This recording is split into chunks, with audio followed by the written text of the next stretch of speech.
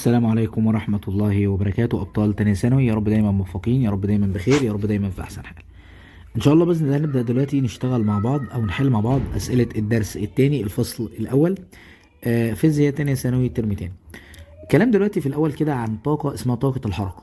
صيغة أبعاد الطاقة أصلا إحنا عارفين إن الطاقة يا دكاترة ينفع نقول إن الشغل أصلا هو الطاقة، فالشغل كان بيساوي القوة في الإزاحة.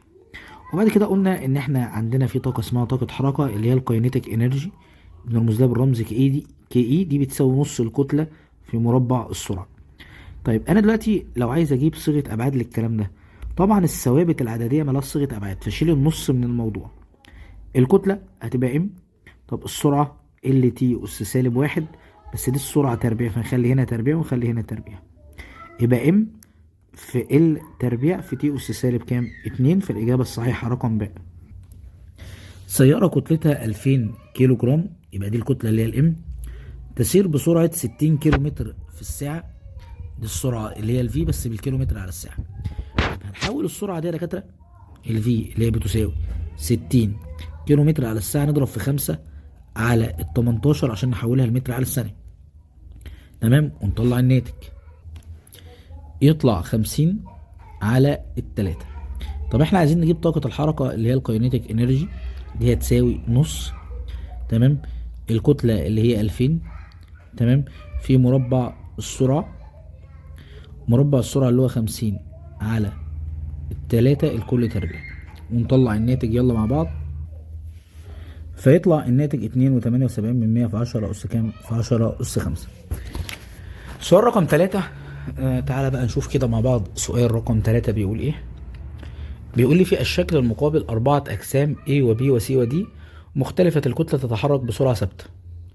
إذا كان للأجسام الأربعة نفس السرعة، فإن الجسم الذي له أكبر طاقة حركة. طيب إحنا لسه بنقول أهو إن طاقة الحركة اللي هي الكاينيتيك إنرجي بتساوي نص الكتلة في مربع السرعة. طيب كده كده النص ثابت وكلهم ليهم نفس السرعة، فكده طاقة الحركة بتتناسب طردي مع مين؟ بتتناسب طردي مع الكتلة. طبعا أكبر كتلة يبقى أكبر طاقة حركة، في الإجابة رقم ألف. طب إذا كان للأجسام الأربعة نفس طاقة الحركة، فإن الجسم الذي له أكبر سرعة. صلى على الحبيب عليه الصلاة والسلام. والله دلوقتي أنا لو عايز أخلي من العلاقة دي إن الكاينيتيك إنرجي بتساوي نص الكتلة في مربع السرعة، لو خليت الكتلة في جنب هيبقى بيساوي الكاينيتيك إنرجي على نص الفي تربيع. طيب دلوقتي بقى خد بالك، احنا ثبتنا طاقة الحركة، نص كده كده ثابت، فالعلاقة ما بين الام والفي علاقة ايه؟ عكسية. يعني اكبر ام ده اقل سرعة، طب اقل ام دي اعلى ايه؟ دي اعلى سرعة. اقل ام اللي هي الواحد، فالاجابة هنا هتبقى ايه؟ دي، فدي هيكون لها اعلى سرعة. السؤال رقم 4 بيقول لي الترتيب الصحيح للسيارات الموضحة بالشكل المقابل تبعا لطاقة حركة كل منها. طبعا احنا قلنا بدل المرة 2 دلوقتي ان طاقة الحركة الكاينيتيك انرجي بتساوي نص. تمام، هنجيب مثلا الكاينيتيك انرجي بتاعت ايه؟ الكتلة اللي هي 1000، تمام، في مربع السرعة اللي هي 20 تربيع يعني 400. طب تعالى بالنسبة للسيارة دي، نص برضو في الكتلة اللي هي 1500 في مربع السرعة اللي هي برضو 20 تربيع اللي هي 400. هنا برضو ادي نص الكتلة اللي هي 1500 في مربع السرعة اللي هي 15 تربيع. تعال نطلع النتائج بتاعت دول، دي هتطلع ب200,000. تمام. طيب تعال نشوف اللي بعد كده، يبقى دي نص في 1500 في 15 تربيع، هيطلع الناتج 168,000. تمام، 750. طيب تعال نجيب دي برضو، ادي نص في 1500 في 400 اللي هي 20 تربيع يعني طلع لنا 300,000. طيب يبقى كده أكبر واحدة دكاترة هي السرعة سي. بعد سي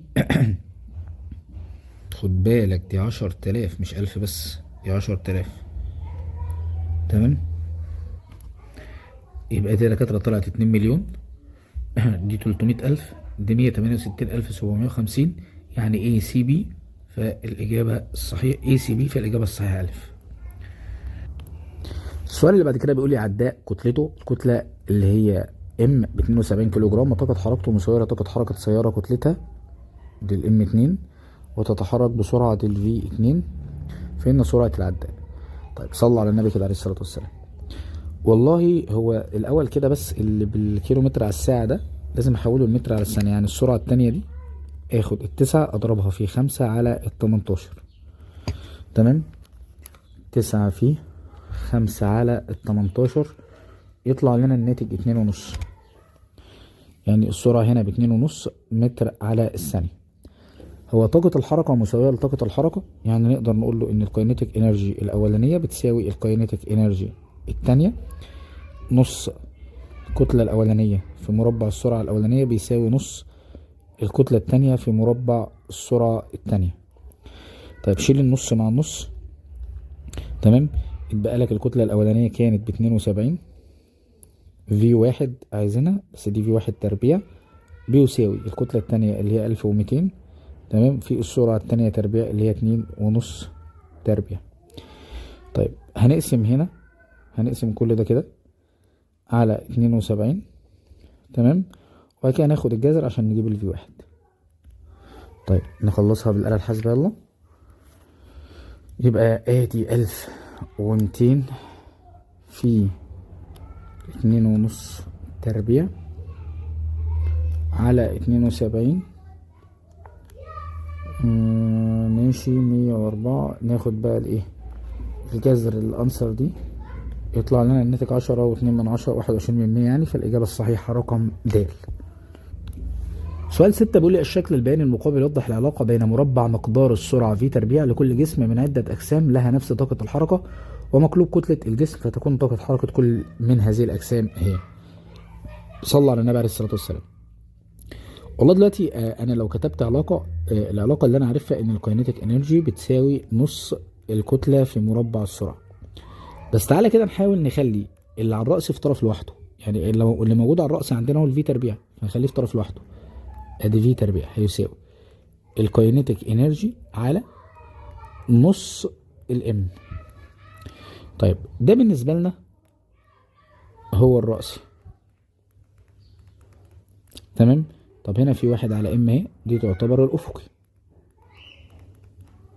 طيب صلى على يشفع فيك كده عليه الصلاة والسلام.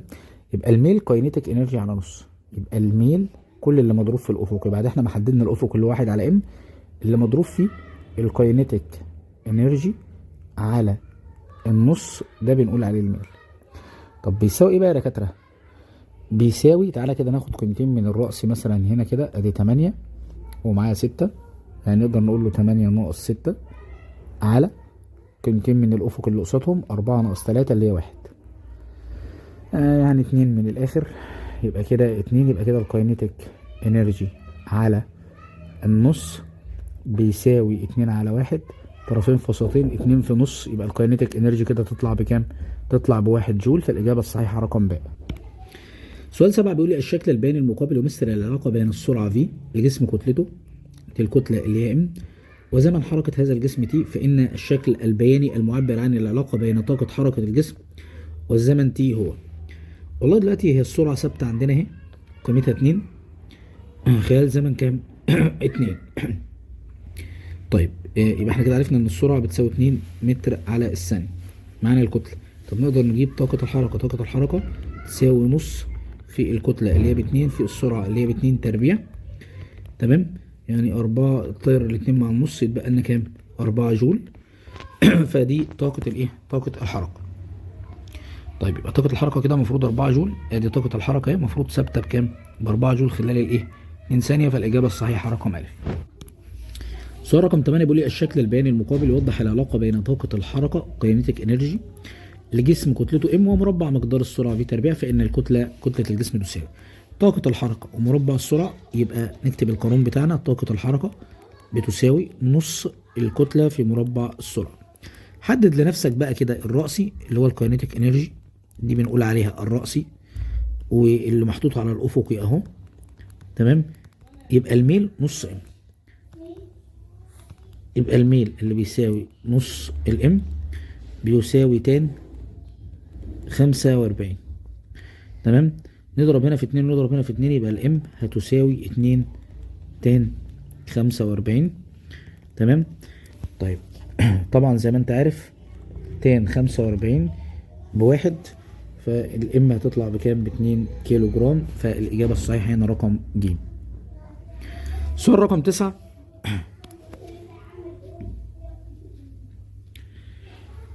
بيقول لي سياره كتلتها، دي الكتله اللي هي الام، سرعتها اللي هي الفي 16 متر على الثانيه، اصطدمت بشجره فلم تتحرك الشجره، توقفت السياره كما بالشكل المقابل، فان التغير في طاقه حركه السياره يساوي.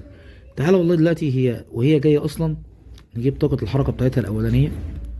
طاقه الحركه الاولانيه نص كتلتها اللي هي 3 في 10 أس 3 في مربع سرعتها اللي هي 16 تربيع. فطلعت لي ان طاقة الحركة بتساوي 384 ألف جول أو 3.84 في 10 أس 5 جول. طيب لما اصطدمت بالشجرة فالعربية وقفت، فكده طاقة الحركة طالما السرعة أصبحت بصفر فكده طاقة الحركة أصبحت بكام؟ بصفر. فالتغير بقى في طاقة الحركة دلتا الكاينيتيك انرجي تساوي صفر ناقص 3.8400، يعني ادينا سالب 3.84 في 10 أس 5 جول. عشان كده التغير في كمية الحركة، التغير في طاقة الحركة بتساوي كام؟ سالب 3.84 مش 3.84. هو لو عايز طاقة الحركة في الأول كانت بقت دي. طيب النقطة رقم 2 بيقول لي عايز الشغل المبذول على الشجرة عندما ترتطم مقدمة السيارة بها يساوي. والله دلوقتي طالما الشجرة ما اتحركتش يبقى الشغل المبذول عليها بصفر على طول. طالما ما اتحركتش يعني كده الإزاحة بصفر. لو تفتكر الشغل كان بيساوي القوة اللي جاية من العربية في الإزاحة في قوسين الزاوية اللي ما بينهم، فالشجرة ما اتحركتش. تمام. فإذا الإزاحة بكام؟ بصفر. مقدار متوسط القوة التي أثرت في مقدمة السيارة فقواستها للداخل، تمام، 50 سنتيمتر يساوي. احنا في السؤال ده يا دكاترة هنعتبر ان الشجرة عملت شغل على ايه؟ على العربية، لان العربية اتقوست او دخلت 50 سنتيمتر للداخل، فنقدر نقول ان الشغل بيساوي تمام القوة في الازاحة. هي دخلت لجوه نص متر اللي هما ال50 سنتي، والشغل احنا كنا قايلين فوق 3.84 في 10 أس 5. فناخد النص ده نحطه تحت الرقم ده يدينا على طول الإجابة رقم ج. السؤال رقم 10 بيقول لي جسم كتلته 25 كيلو جرام، دي الكتلة اللي هي الام، بذل عليه شغل مقداره ده الدبليو، فتحرك أفقيا من السكون مسافة دي على مستوى أفقي أملس، فتكون سرعة الجسم بعد قطعه هذه المسافة. احنا عايزين نجيب السرعة. والله الشغل ده احنا نقدر نعتبره طاقة حركة عادي خالص. ادي الكاينيتيك انرجي بتساوي نص الكتلة في مربع من السرعة، يبقى 1800 جول، بتساوي ادي النص في الكتلة اللي هي 25 في السرعة ايه؟ السرعة تربيع. ناخد النص في ال25 دول ونحطهم تحت مين؟ تحت ال 1800، وبعد كده ناخد الجذر. يعني نكتب على الآلة الحاسبة دلوقتي 1800 على نص في 25، وكل المقدار ده بقى ناخد له الايه؟ ناخد له الجذر التربيع.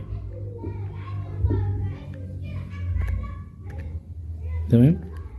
هنا جذر الانصر دي يدينا 12، فالاجابه هتطلع د 12 متر على الثانيه. سؤال 11 بيقول لي وضح الشكل منظر علوي لمقدار واتجاه كل من 4 قوى افقيه تؤثر على جسم موضوع على سطح افقي، فان التغير في طاقه حركه الجسم اثناء ازاحته 4 متر يساوي. والله دلوقتي القوه دي ب2 والقوه دي ب2 فيلغوا بعض. طب القوه دي 7 والقوه دي 1 عكس بعض، يبقى يديني القوه المحصله كلها بكام؟ ب6 نيوتن وفي الاتجاه ده. طيب هو عايز يبقى فين التغير في طاقه الحركه؟ تعال نجيب كده طاقه الحركه. طاقه الحركه بتساوي نص الكتله اللي هي، هو قال لنا الكتله هنا ماشي، لا طيب ماشي، هو نجيب الشغل، نجيبها من قانون الشغل اللي هو القوه في الازاحه. القوه معانا ب6، الازاحه بكام؟ ب4، 4 في 6 بكام؟ 24 جول، فالاجابه رقم ج. جسم طاقة حركته دي طاقة الحركة اللي هي الكاينيتيك انرجي 4 جول، فإذا زادت سرعته للضعف تصبح طاقة الحركة. والله العلاقة ما بين الكاينيتيك انرجي طردية مع مربع السرعة، دي زادت للضعف، لما السرعة تزيد للضعف نحط الاتنين دي تربيع يدينا 4. تمام. 4 جول. بس طاقة حركته كانت 4، طاقة الحركة أصلا كانت 4 جول، ف4 في 4 يدينا كام؟ 16 جول. طالما السرعة زادت للضعف فتزيد طاقة الحركة الأربع أمثال، يعني 4 أمثال الأربعة يدينا 16 جول. سؤال 13. الشكل المقابل يوضح سيارة كتلتها ام وسرعتها في، الدراجة النارية كتلتها ام على 4 وسرعتها 2 في، فتكون النسبة بين طاقة الحركة بتاعت السيارة على طاقة حركة الدراجة بتساوي. طيب النسبة دي بقى يا دكاترة هنكتب له كده يساوي، ونظبط كده البسط اللي هو نص كتلة السيارة اللي هي ام في مربع سرعتها اللي هو في تربيع. طيب نص بالنسبة للدراجة كتلة ام على 4 تمام في مربع السرعة اللي هي تبقى 4 في تربيع. ونبدأ بقى كده نطير الدنيا مع بعضها، الام تروح مع الام، النص مع النص، في تربيع مع في تربيع. تمام. الأربعة دي تروح مع الأربعة دي، فالنسبة تدينا كام؟ 1:1، فالإجابة رقم كام؟ رقم ب. طيب سؤال 14. جسمان كتلة الأول ضعف كتلة التاني وسرعة الأول نص سرعة التاني. كتلة الأول ضعف كتلة التاني، يعني ام 1 مثلا نقول ب2، ام 2 نقول ب1، وسرعة الأول نص سرعة التاني، يعني في الأولانية بنص، في التانية ب1. فهنا طاقة حركة الأول على طاقة حركة التاني. بسيطة، طاقة الحركة بتاعة الأولانية على طاقة الحركة بتاعة التانية بتساوي ادي نص الكتلة بتاعة الأولانية اللي هي ب2 في مربع سرعة الأولانية اللي هي بربع. ما هو نص ده لما الربع يدينا ربع على نص كتلة 1 مربع السرعة دي 1، فالنص يطير مع النص، والإجابة في الآخر خلاص تطلع لنا نص بعد ما نضرب 2 في ربع يدينا كام؟ يدينا نص. تمام. فهتطلع بنصف. سؤال 15 بيقول لي مدفع يطلق 600 رصاصة في الدقيقة. تمام. فإذا كانت كتلة الرصاصة الواحدة 8 جرام، دي الكتلة لما نحولها لكيلو جرام تبقى 8 من 1000 كيلو جرام، وسرعتها الفي اللي هو 700 متر على الثانية، فإن الطاقة الحركية الكلية للرصاصات المنطلقة في الثانية تساوي. هو مبدئيا كده احنا معانا 600 في الدقيقة، لو خدنا 600 دي قسمناها على الدقيقة اللي هي 60 فالناتج هيطلع ب10. تمام. 600 على 60 فيها 10، يبقى في الدقيقة بس دي كده 10 ايه؟ رصاصات في الثانية الواحدة. هو بيسألني على الثانية الواحدة. تمام. يبقى 10 في الكتلة اللي هي 8 من 1000 يديني 8 من 100. خد بالك دلوقتي احنا بنتكلم على 10 رصاصات، الكتلة بتاعة الواحدة فيهم 8 من 1000. تمام. يعني دي تعتبر الكتلة الكلية في قانون طاقة الحركة ده نص في مربع السرعة اللي هي 700 متر تربيع، 700 متر على الثانية تربيع. تمام. وتعالى بقى نطلع الناتج ده. يبقى هنا ادي نص في 10 في 8 من 1000. تمام. 10 في 8 من 1000 في 700 تربيع، يطلع الناتج 19.6 في 10 أس 3، فالإجابة رقم ب. سؤال 16. أطلقت قذيفة كتلتها 10 جرام. تمام. الكتلة دلوقتي طالما هي 10 جرام يبقى 1 من 100 كيلو جرام بسرعة ادي الفي 600 متر على الثانية تجاه حاجز مطاطي سمكه ده مثلا الازاحة اللي ممكن تتحرك جواه 8 سم، يعني 8 من 100 ايه متر. كانت سرعة القذيفة لحظة خروجها من الحاجز 400، ده السرعة 400 متر على الايه على الثانية. الشغل الذي تبذله قوة مطاط مقاومة المطاط على القذيفة يساوي. يبقى لو عايز اجيب الشغل الذي تبذله قوة مقاومة المطاط على القذيفة نروح نقول له ان طاقة الحركة زي ما احنا عارفين تمام بتساوي نص الكتلة. تمام. واخد السرعة النهائية تربيع ناقص السرعة الابتدائية تربيع. تمام. ادي نص الكتلة اللي هي 1 من 100 في مربع السرعة النهائية تربيع ناقص السرعة الابتدائية تربيع، يعني 400 تربيع ناقص 600 تربيع، ونطلع ان هيطلع الناتج سالب 1000 جول. طب عايز متوسط قوة مقاومة المطاط للقذيفة يساوي. نقدر نجيبها دي بقى من قانون الشغل. الشغل بيساوي القوة في الإزاحة. طب الشغل اللي هو طاقة الحركة كنا جايبينه بسالب 1000، ده بيساوي القوة اللي احنا عايزينها في الازاحة اللي هي 8 سنتي، تمام، يعني 8 من 100 متر، ونطلع الايه الناتج، فيدينا سالب 12500. فالاجابة تكون رقم ده. طيب السؤال رقم 17 بيتكلم دلوقتي عن طاقة الوضع. الطاقة المختزنة في زنبرك مضغوط، دي طبعا كنا بنقول عليها طاقة الوضع. يبقى اتفقنا دلوقتي الطاقة المختزنة في زنبرك هي طاقة الوضع. تسلق رياضي وزنه 700 نيوتن، فالوزن اللي هو القوة بيساوي الام في الجي. الارتفاع اللي هو الاتش 200 متر، فإن أقل شغل. الشغل يا دكاترة أو طاقة الوضع، طاقة الوضع بنقول عليها البوتنشال انرجي، دي بتساوي نقدر نقول القوة في الإزاحة عادي خالص، ونقدر نقول ام في جي في اتش. تمام. الام في الجي على بعضها اللي هي 700 اللي هي القوة يعني في كام؟ في 200. يبقى نروح نقول له 700 في 200 يطلع الناتج 140,000. تمام، يعني 14 في 10 أس 4. فالإجابة رقم د. طيب سؤال رقم 19 بيقول لي الشكل المقابل يوضح منضدة ترتفع نص متر، الاتش بنص متر، عن سطح الأرض، موضوع عليها كتاب، كتلته دي الام، فإن طاقة وضعه تساوي، عايزين نجيب طاقة الوضع. طاقة الوضع اللي هو البوتنشال انرجي بتساوي نص الكتلة اللي هي ب2 في مربع سوري احنا هنا طاقة الوضع ام في جي في اتش. الام اللي هي الكتلة ب2، عجلة الجاذبية مدالة ب9.8، الاتش كان بنص بنص متر، فيطلع الناتج 9.8 جول. سؤال 20 بيقول لي جسم طاقة وضعه عند نقطة على ارتفاع 5 متر، ده الارتفاع، من سطح الأرض تساوي دي طاقة الوضع اللي هي البوتنشال انرجي. فإن كتلة الجسم طبعا احنا عارفين إن البوتنشال انرجي بتساوي الام في الجي في الاتش. 980 بتساوي الام اللي هي الكتلة، الجي اللي هي 9.8 في الاتش اللي هو كام؟ ب5. ناخد دول الاتنين ونحطهم تحت دي عشان نجيب مين؟ عشان نجيب الكتلة. يبقى 980 على 5، تمام، في 9.8، فيطلع الناتج 20 كيلو جرام. سؤال 21 بيقول لي الشكل المقابل يوضح رافع أثقال يرفع كتلة مقدارها دي الام 100 كيلو جرام، فيكون الشغل المبذول بواسطة رافع الأثقال ليرفع هذه الكتلة من الأرض لارتفاع 2 متر. والله الشغل اللي هو هنا يقصد بيه طاقة الوضع الام في الجي في الاتش. فبعد ما تصلى على الحبيب عليه الصلاة والسلام، الام معانا ب100، الجي ب10، الاتش ب2، تمام، فالناتج يطلع لنا 2000 جول. فالإجابة الصحيحة رقم د.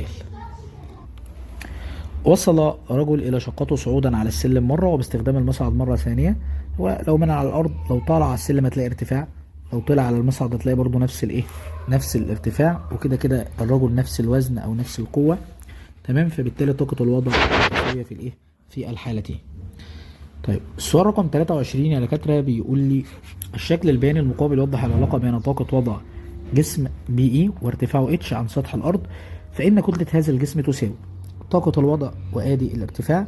طبعا بنكتب القانون زي ما تعودنا، البي اي أو البوتنشال انرجي بتساوي الام في الجي في الاتش، والرأسي نحدده، الرأسي أهو ده الأفقي، يبقى الاتنين دول الميل، يعني الميل بيساوي الام في الجي. زي ما انت شايف كده البوتنشال انرجي، تمام، المفروض بيساوي الام في الجي في الاتش، الاتش دي الافقي، البوتنشال انرجي دي الرأسي، تمام، يبقى دول الاتنين مع بعض الميل، يبقى الام الجي هي الميل، فناخد قيمة من الرأسي على قيمة من الافقي، يعني 48 على 6، تمام، يدينا ال8، يبقى الميل بيساوي 8. طب لما اشيل الجي من هنا اقسم هنا على 9 وكام؟ 8، كأن الجي دي قسمتها على، ما هي الجي دي اصلا بتساوي 8، اقسمها على 9.8، فدول يروحوا مع بعض، واقسمها على 9.8، تعالى بقى 8 على 9.8 ونطلع هنا، فالناتج يطلع لنا 82 من 100 كيلو جرام. اخر سؤال بيقول لي لديك صندوقان A و B وزنهما، تمام، الوزن اللي هو الام في الجي يعني، ماشي، على الترتيب الصندوق A موضوع على سطح الارض، بينما الصندوق B موضوع على ارتفاع 2 متر سطح الارض، فان الارتفاع الذي يرفع اليه الصندوق A حتى يصبح له نفس طاقة وضع الصندوق B. عشان يصبحوا ليهم نفس طاقة الوضع دكاترة، فلازم نقول ان البوتنشال انرجي 1 بتساوي البوتنشال انرجي 2. البوتنشال انرجي 1 اللي هو الام في الجي في الاتش 1 بيساوي الام في الجي في الاتش 2، تمام. هو وزن الاولاني كان 40، يعني الام في الجي الاولانيه ب40، وعايزين نعرف بقى المفروض ترتفع الارتفاع كام. الام في الجي التانية ب60، كانت موجودة على ارتفاع 2 متر، فنقسم هنا على 40 ونقسم هنا على 40 عشان نجيب الاتش1. يبقى 2 في 60 ب120 على 40 فيها كام؟ التلاتة. مفروض يرتفع 3 متر. وبكده نكون انهينا اسئلة الدرس التاني، والسلام عليكم ورحمة الله وبركاته.